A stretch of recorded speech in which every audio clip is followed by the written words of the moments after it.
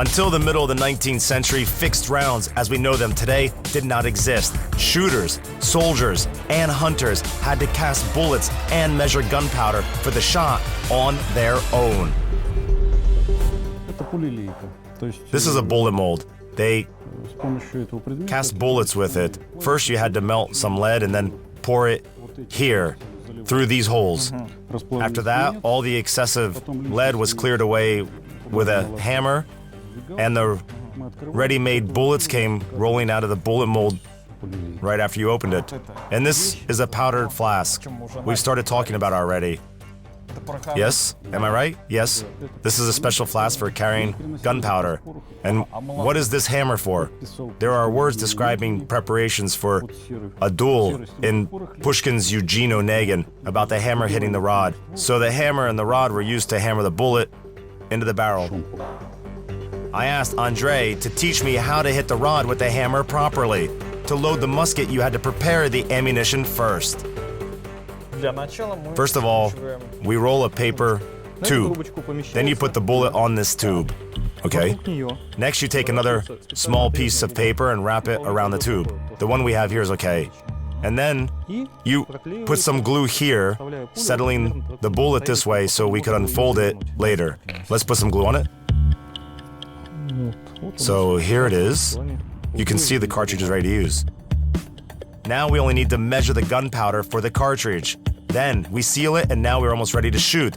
The hardest part is to put the cartridge into the barrel.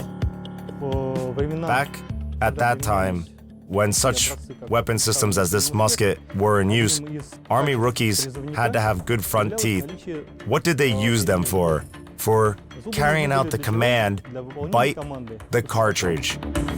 After the command, bite the cartridge, the soldier had to bite off the upper part of the cartridge and start loading the gun. Do we have the command? Yes, bite the cartridge. Spit it away. Yes, the gunpowder might get into your mouth. Don't worry about it. Opening it. Open the flash pan now. Okay, yes, the pan. Now put the powder about a half of the pan.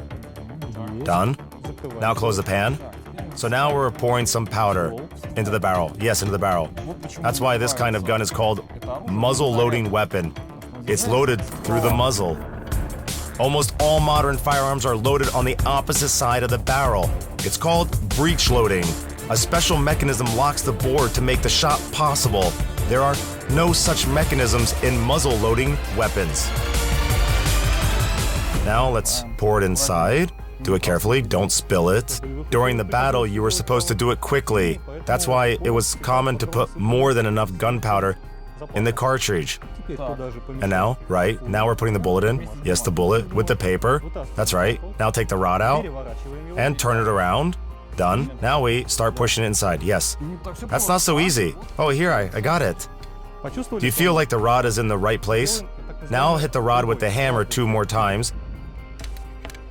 And the gun is ready to fire.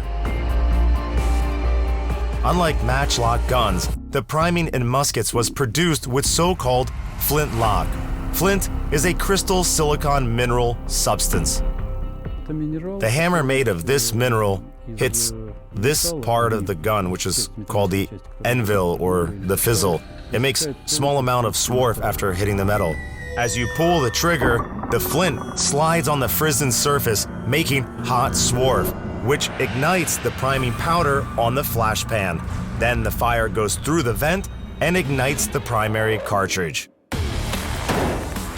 Flintlock muskets produce a big flash. This flash doesn't let the shooter see the target. The fire on the pan makes you think that the shot has already been made, while it's just the priming powder which has caught fire on the flash pan. The most important thing to do at this point is to stand still and not to veer away from the target at the moment of your shot.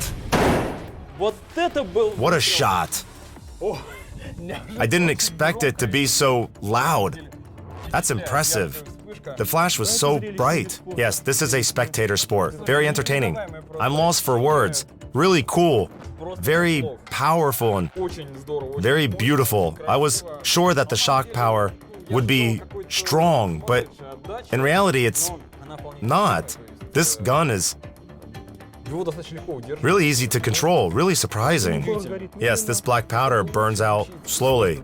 Let's ignite some black powder to find out its chemical properties. Yes, let's do it.